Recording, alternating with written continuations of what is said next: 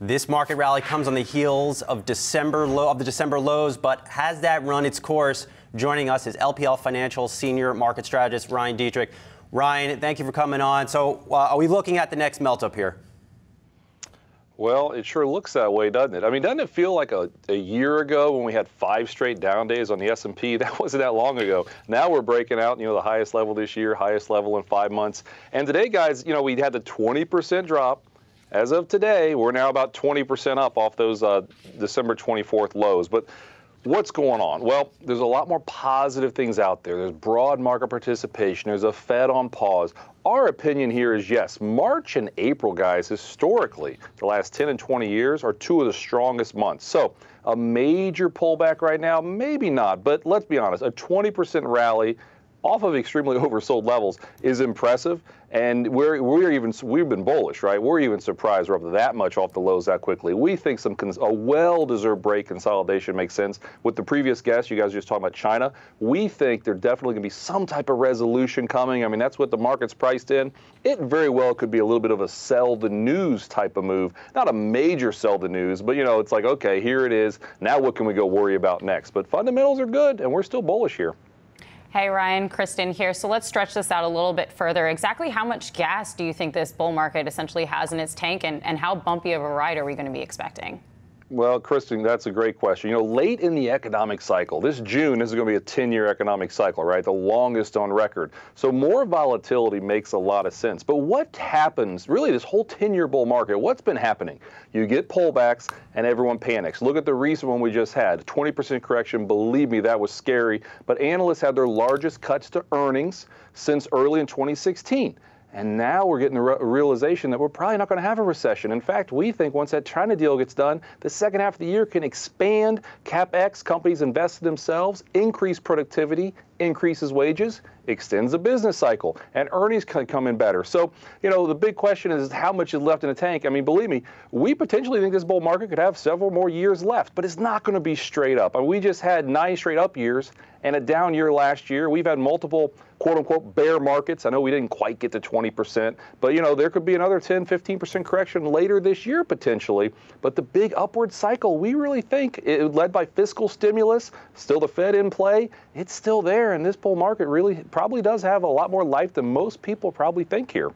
Hey, Ryan, so where are you seeing opportunity right now? Tech had a great week. The tech sector outperforming so far this year, up just around 16%. On the flip side, healthcare has been underperforming just slightly here, up only about 6% year to date.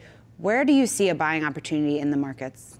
Sure. Probably 2 of our favorite areas, I guess we'll say, are cyclicals and emerging markets. Again, as I've laid out, we don't see a recession. We think the economy is going to be stronger. Those cyclical names, tech, financials, industrials, those groups are the groups that tend to lead in healthy bull markets. They've led this first quarter. So those groups we like. And then let's go overseas, emerging markets. There's 6 billion people in emerging markets. There's a lot of potential there. Now, believe me, there's some scary things going on in emerging markets also. But when we look at the fundamentals, there's actually more earnings growth in emerging markets this year than in the U.S., cheaper valuations, very favorable demographics. And again, the big thing is U.S.-China trade talk. Once that can get squared away, that could be a major tailwind. EM's underperformed U.S. by a little bit this year, but we really think that can be a place for the average U.S. investor to find some alpha, outperformance in a well-diversified portfolio. So cyclicals, EM, probably 2 of our favorite groups this year. Ryan, big cap tech has really caught a bid here. Microsoft, Apple, even Cisco, I believe, is at a 52-week high.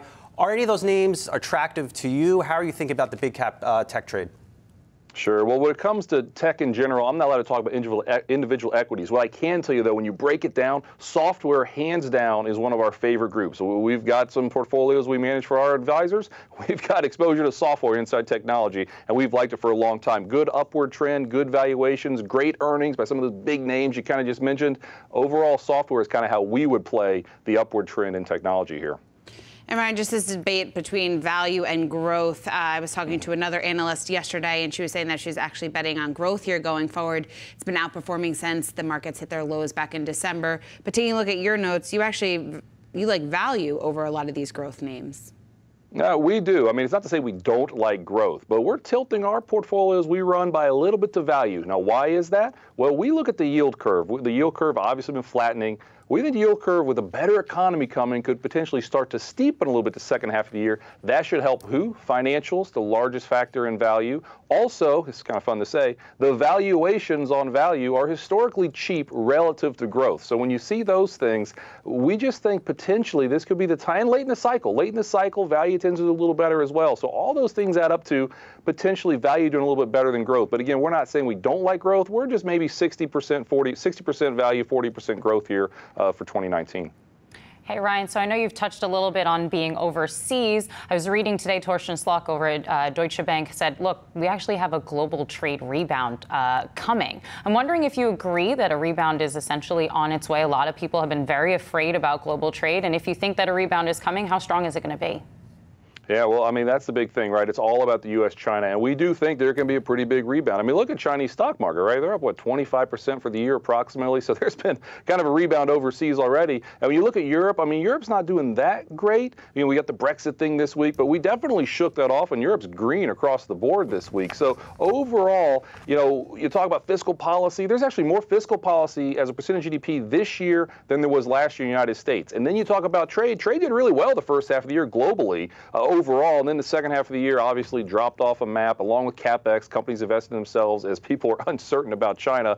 Believe me, we have a president who understands that this China deal has to happen. You know, Washington wants to get reelected. You know, I'll maybe leave with this stat from a midterm year, from a midterm election. Going back to World War II, 18 times we've had a midterm year. A year later, the S&P 500 has been higher 1 year after that midterm election. So 18 out of 18. There is something that says, hey, people want to get reelected. Don't fight the calendar this year is kind of the way to summarize that. All right, Ryan Detrick, thanks for hopping on the live stream.